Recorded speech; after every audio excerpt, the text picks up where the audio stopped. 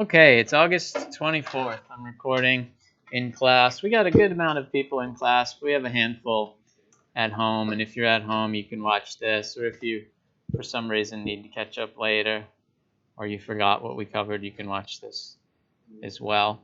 I might experiment with some live videos and other stuff, but we'll see what happens. It's not a huge issue either way. So, last time we talked about your outline. When you make your story, it's really hard to start with the blank doc and just type. It's easy to run out of steam. So we mentioned all this beginning, middle, end stuff, and this is like the plot. This is like what you would see if you were keeping score of the characters doing stuff, getting a result, competing against each other, etc. And I want to focus one more time, just really hit on this first one. It's so simple, but it's easy to miss. If you tell us right at the beginning, what does your character want? What's their goal? Then we can kind of have an easy time throughout the rest of the story. Because if anything happens that helps bring them closer to the goal, we know it's good. We know what's happening. We know where we're going. And if anything happens to pull them away from their goal, which there should be lots of that because you want conflict, then we know that there's conflict, and we know that they're going to push back against it, and we know that there's going to be escalation. But if we don't, if we're kind of floating around and we don't really know what the character wants, then it's hard to evaluate anything that happens unless it just happens to be really funny or something.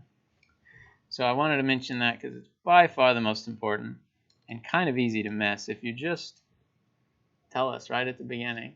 You know, I've got movie posters on my wall, and one of them is Goodfellas. I don't know if you've seen that movie. Maybe you shouldn't. Maybe it's a little too violent. But the very first line of that movie is like, as far back as I can remember, I always wanted to be a gangster.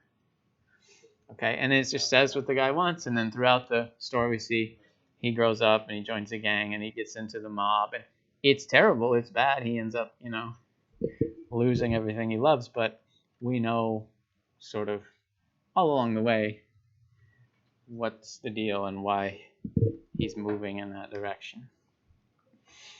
So, we're going to have a first draft of your story where instead of writing bullet points, you're going to write normal sentences and paragraphs. And for that, I wrote like a small guide, and I'm going to beef it up with more details. The first category of things you want to have in your first draft is all that stuff that was in the outline. The plot, hey, you tell us what the character wants, and they try something, and they encounter resistance, and the conflict escalates, and then there's some climax, and there's some resolution.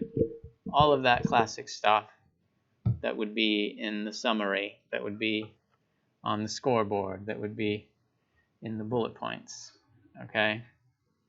And I didn't want to type all that out again, so I just linked to that other post.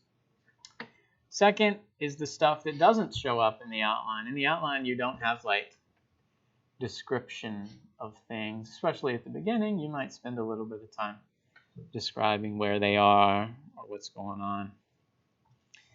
But it depends on what you need and what your style focuses on. For example, if you're in modern day, in a high school in America, you probably don't need to explain all the rules and what the building looks like and everything, because the reader probably already knows, and you don't want to waste their time. But if you're in a fantasy world, or somewhere in the past, or even just another place on Earth that we might not be as familiar with, you might take a minute and say, well, here's what the land is like, here's what the buildings are like, here's what the people are like, and do some of that. If it's in a sci-fi world, you might say, here's how the robots work, or whatever. It depends. If you're doing a story about, people who are really into fashion, maybe you describe their clothes and how they got them and what's better than what, and the sort of social aspects of that. If you're doing a story with people who have different accents and they speak in different ways, you might get a little bit of that. So you don't have to describe everything. You just want to pick a few that really fit with what you need or what we need to know or what's going to pay off later.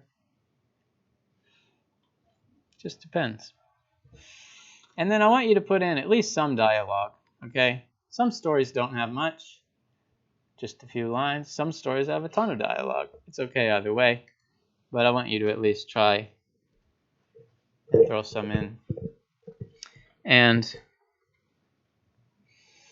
I know we read one that breaks the rules. We read one story, the William Carlos Williams story, where he didn't use quotation marks, because that was kind of a cool thing that the cool kids were doing in the 1920s and 30s.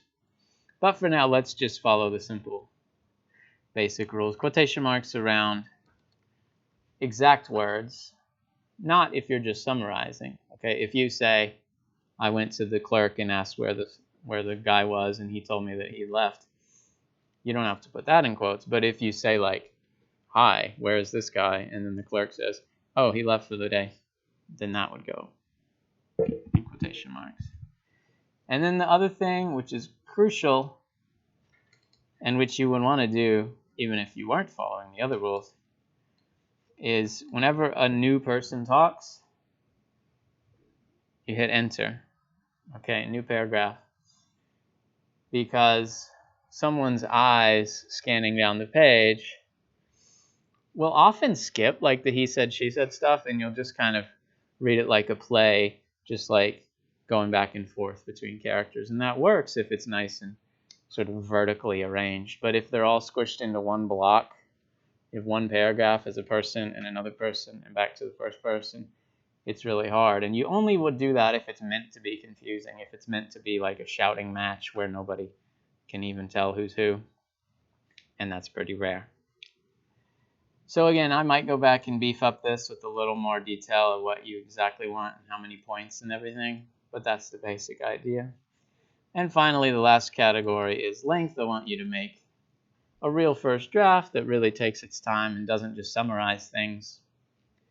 So 1,000 words minimum. It sounds like a lot, but it's not too bad, and most of you guys will blow past it, and that's fine. I don't think I'll need to say a maximum, but you never know. Maybe 10K or something like that.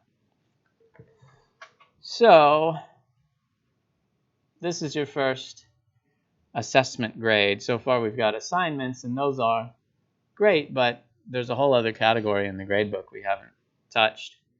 And so I'm going to make this 75 points. I know that sounds like a lot, but when we do assessments, I always want to make them pretty big, because if they're not, they don't make a huge difference.